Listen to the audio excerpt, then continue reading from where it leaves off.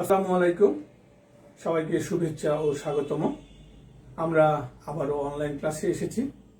আমাদের online class যতদিন COVID-19 পরিস্থিতি স্বাভাবিক না হয়, আমাদের অনলাইন ক্লাস এভাবে আমরা চালিয়ে যাব এবং আমরা অনলাইন ক্লাসের মাধ্যমে আমাদের শিক্ষা কার্যক্রমকে একটি গ্রহণযোগ্য পর্যায়ে নিয়ে যাব ইনশাআল্লাহ।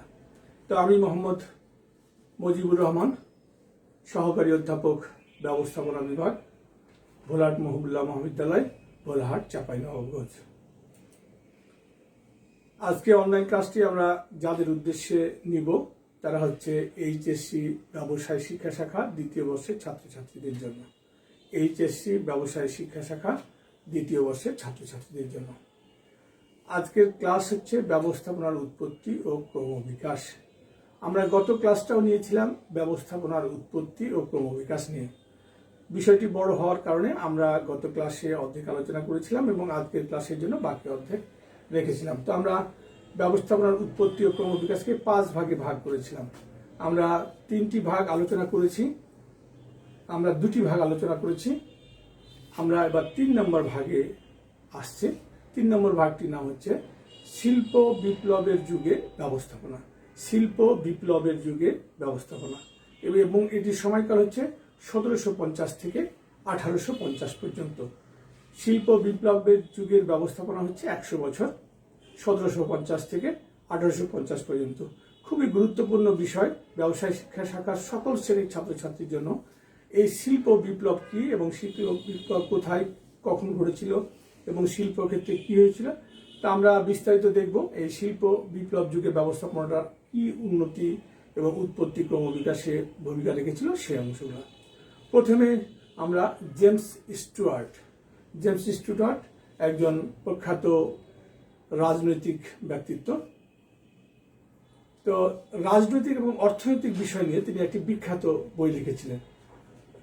রাজনৈতিক এবং অর্থনৈতিক বিষয় নিয়ে তিনি একটি বই লিখেছিলেন এবং বইয়ে শিল্পে যন্ত্র ব্যবহারের উপর তিনি সর্বাধিক গুরুত্ব আরোপ করেন যে শিল্পে যদি যন্ত্র ব্যবহার না করা হয় তাহলে শিল্পের উৎপাদন কাঙ্ক্ষিত পর্যায়ে পৌঁছবে না। তারপরে হচ্ছে আমরা অ্যাডাম স্মিথ, এই ভদ্রলোকের নাম আমরা সবাই জানি। অ্যাডাম স্মিথ হচ্ছেন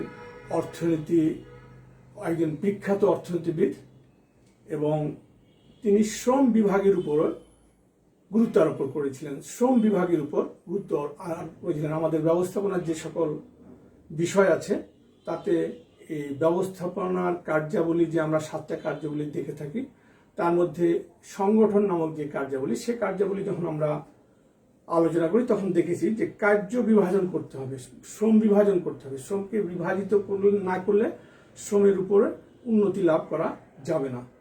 তো শ্রম বিভাগের উপর অ্যাডাম স্মিথ প্রভূত গুরুত্ব আরোপ করেন। অ্যাডাম স্মিথের লেখা একটি বিখ্যাত বই আছে, আমরা স্ক্রিনে খেয়াল করব, লাল লেখা দিয়ে আমরা অ্যাডাম স্মিথের বইটিকে চিহ্নিত করার চেষ্টা করেছি। দি ওয়েলথ অফ নেশন, 1776 খ্রিস্টাব্দে তিনি এই বইটি লিখেছিলেন, দি ওয়েলথ অফ নেশন। তারপরে ভদ্রলোক হচ্ছে ম্যাথিউ বোল্টন ও জেমস ওয়াট। স্টিম ইঞ্জিনের আবিষ্কারক ম্যাথিউ বোল্টন এবং জেমস ওয়াট। শিল্পক্ষেত্রে যে শক্তি ব্যবহার করা হয়, বিদ্যুৎ শক্তি, তার আগে আমাদের স্টিম শক্তি ব্যবহার করতে হয়। এই স্টিম ইঞ্জিনের উদ্ভাবক ছিলেন তারা। তারপর হচ্ছে রবার্ট ওয়েন হচ্ছে আধুনিক কর্মী ব্যবস্থাপনার জনক। আমরা আধুনিক ব্যবস্থাপনার জনকের নাম আরো পরে দেখব, আরো কিছুক্ষণ পরে দেখব আধুনিক ব্যবস্থাপনার জনকের নাম। আধুনিক কর্মী ব্যবস্থাপনার জনক হচ্ছে রবার্ট ওয়েন। তার বিখ্যাত গ্রন্থ হচ্ছে a new view of society. 1913 সালে তিনি এই গ্রন্থটি রচনা করেন। এই গ্রন্থে ব্যবস্থাপনা ক্ষেত্রে কর্মীদের যে অবদান এবং কর্মীদেরকে দিয়ে যে কাজ করাতে হবে, ব্যবস্থাপনার সমস্ত কার্যাবলী প্রয়োগ করতে হবে, সে বিষয়ে তিনি আলোকপাত করেন। তারপরে ভদ্রলোকের নাম হচ্ছেন চার্লস ব্যাবেজ। এটির নামও আমরা জানি, চার্লস ব্যাবেজ, ব্রিটিশ গণিত শাস্ত্রবিদ, একজন বিখ্যাত ব্রিটিশ গণিত শাস্ত্রবিদ এবং আধুনিক গণিত শাস্ত্রের জনক বলা হয়। তাকে আধুনিক গণিত শাস্ত্রের জনক বলা হয় এবং তাকে কম্পিউটারের জনকও বলা হয়। তিনি ব্যবস্থাপনার উন্নতির ক্ষেত্রে গুরুত্বপূর্ণ অবদান রেখেছিলেন। আমরা 3 নম্বর ভাগ শেষ করলাম। ব্যবস্থাপনার উৎপত্তি ও ক্রমবিকাশের 4 নম্বর ভাগ হচ্ছে বৈজ্ঞানিক ব্যবস্থাপনার যুগ। বৈজ্ঞানিক ব্যবস্থাপনার যুগ আমরা এ পর্যন্ত যে আলোচনা করেছি সেটি ব্যবস্থাপনার ক্ষেত্রে বিজ্ঞানের প্রয়োগ করা হয়নি। তার মানে বিজ্ঞানের প্রয়োগ ছাড়াই ব্যবস্থাপনার উন্নতি ও ক্রমবিকাশ এবড়ো থেবড়োভাবে চলে আসছিল। এই আমরা এখন আসবো যে বৈজ্ঞানিক ব্যবস্থাপনার যুগে ব্যবস্থাপনার ক্ষেত্রে বিজ্ঞানকে কিভাবে প্রয়োগ করা হয়েছিল। প্রথম আমাদের ফ্রেডারিক উইনস্টো টেইলর, এফ.ডব্লিউ. টেইলর বৈজ্ঞানিক ব্যবস্থাপনার জনক, আমাদের বৈজ্ঞানিক ব্যবস্থাপনার জনক এবং খুবই একজন গুরুত্বপূর্ণ ব্যক্তি। আমাদের ব্যবস্থাপনার ক্ষেত্রে যদি দুইজনের নাম মনে রাখতে হয় তাহলে আমাদের এফ.ডব্লিউ. টেইলর এবং হেনরি ফেওলের নাম মনে রাখতে হবে। এফ.ডব্লিউ. টেইলর ব্যবস্থাপনার ক্ষেত্রে প্রভূত উন্নতি সাধন করেছিল, বৈজ্ঞানিক বিশেষ করে বৈজ্ঞানিক ব্যবস্থাপনার ক্ষেত্রে। এবং তার যে উন্নতিটা আমরা যদি খেয়াল করি, মাত্র 28 বছর বয়সে তিনি একটা কোম্পানিতে প্রথমে যোগদান করে শ্রমিক হিসাবে, এবং শ্রমিক হিসাবে যোগদান করে সেখানে মাত্র 28 বছর বয়সে তিনি কোম্পানির প্রধান প্রকৌশলীর পদ অলঙ্কৃত করেন। তিনি ব্যবস্থাপনার ক্ষেত্রে বিজ্ঞানের এত কিছু অবদান রেখেছেন যে তিনি 1911 সালে তার বিখ্যাত বই আমরা স্ক্রিনে খেয়াল করার চেষ্টা করব, দি প্রিন্সিপল অফ সায়েন্টিফিক ম্যানেজমেন্ট রচনা করেন এবং সারা শিল্পক্ষেত্রে এটির ব্যাপক চাহিদা লক্ষ্য করা যায়। তাহলে আমরা বৈজ্ঞানিক ব্যবস্থাপনার যুগ, এই যুগটি শুরু হয়েছিল 1851 থেকে 1950 পর্যন্ত। 1851 থেকে 1950 পর্যন্ত আমরা ফ্রেডারিক উইনস্টো টেইলরের অবদান লক্ষ্য করার চেষ্টা করলাম। তার যে বইটি, সে বইটির নাম আমরা বলছি দি প্রিন্সিপল অফ সায়েন্টিফিক ম্যানেজমেন্ট। বইটির কভার পৃষ্ঠার ছবি দেখানোর চেষ্টা করেছি আপনাদেরকে, দি principle of scientific management.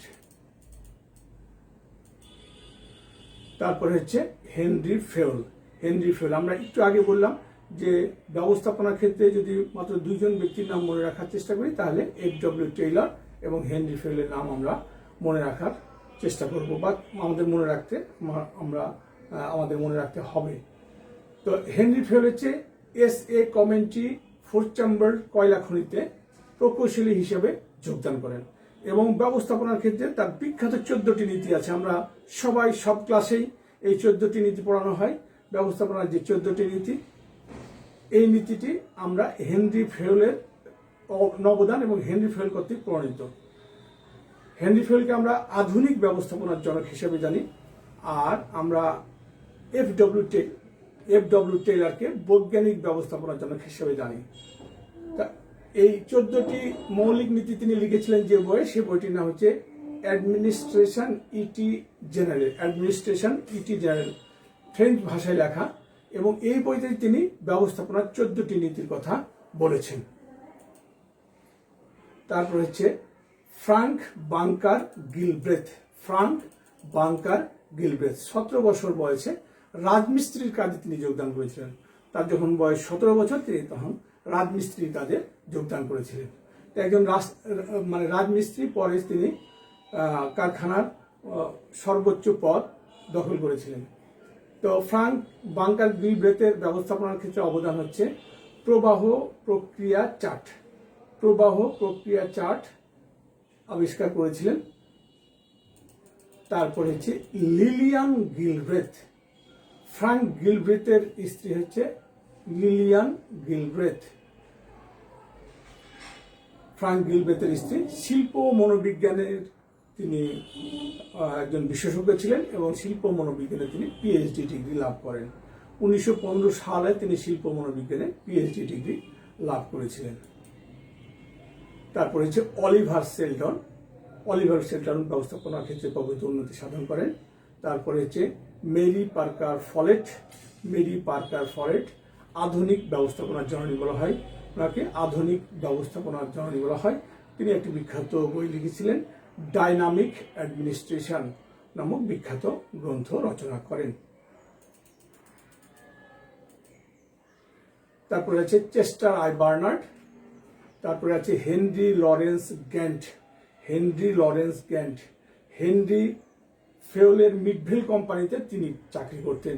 Henry Lawrence Grant, Henry Fayol যে মিডভেল কোম্পানিতে চাকরি করতেন, সেখানে তিনি 1887 সালে যোগদান করেন এবং গ্যান্ট চার্ট আবিষ্কারের জন্য তিনি বিখ্যাত হন। গ্যান্ট চার্ট আবিষ্কারের জন্য বিখ্যাত হন। গ্যান্ট চার্ট আমরা চার্ট বলতে বুঝতে পারছি যে ছবির মাধ্যমে উপস্থাপন করা, গ্রাফের মাধ্যমে বা উপস্থাপন করা। আমরা গ্যান্ট চার্টটা একটু দেখতে পারি। হ্যাঁ, আমরা এখানে দেখতে পাচ্ছি কার্য উন্নতির চার্ট, কার্য উন্নতির চার্ট, গ্যান্ট চার্ট। তারপরে আসলে এলটন মেও এবং হনু মুনস্টারবার্গ, এরাও বৈজ্ঞানিক ব্যবস্থাপনার ক্ষেত্রে প্রভূত উন্নতি সাধনে অবদান রেখেছিলেন। আমরা ব্যবস্থাপনার উৎপত্তি ও ক্রমবিকাশের 5 নম্বর ভাগে অবস্থান করছি। এখন আমরা 5 নম্বর ভাগটি আলোচনা করব। 5 নম্বর ভাগটি হচ্ছে আধুনিক ব্যবস্থাপনার যুগ। আধুনিক ব্যবস্থাপনার যুগ, বৈজ্ঞানিক ব্যবস্থাপনার যুগের পরে আধুনিক ব্যবস্থাপনার যুগ। আধুনিক ব্যবস্থাপনার যুগের সময়টুকু আমরা নির্ধারণ করেছিলাম 1951 সাল থেকে বর্তমান সময় পর্যন্ত।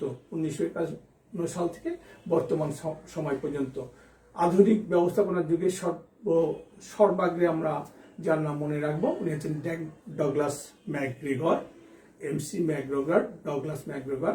XY তত্ত্বের জনক, আমরা এর নাম প্রায়শই জানি এবং সবাই জানি XY তত্ত্বের জনক। তিনি একজন শিল্প মনোবিজ্ঞানী ছিলেন।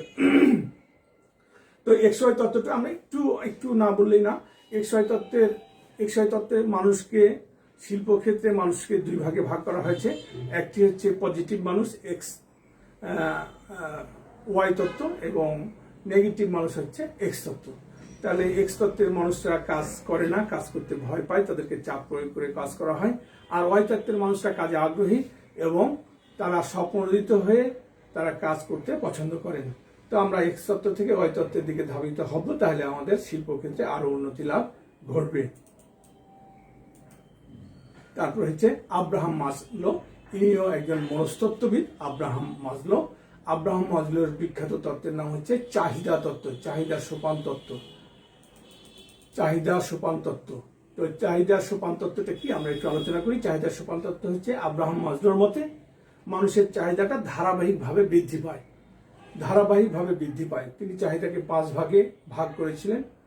চাহিদাকে জৈবিক চাহিদা, নিরাপত্তার চাহিদা, সামাজিক চাহিদা, আত্মপূর্ণতার চাহিদা, আত্মনির্ভরতার চাহিদা এবং আত্মপূর্ণতার চাহিদা 5 ভাগে ভাগ করেছিলেন। এবং তিনি বলেছেন একটা চাহিদা পূর্ণ হলেই পরবর্তী চাহিদা চলে আসে, চলে আসেন। এবং এই চাহিদার দিকে দৃষ্টি রেখে শ্রমিক কর্মীদের প্রেষিত করা খুবই জরুরি এবং খুব বেশি কার্যলাভ করে।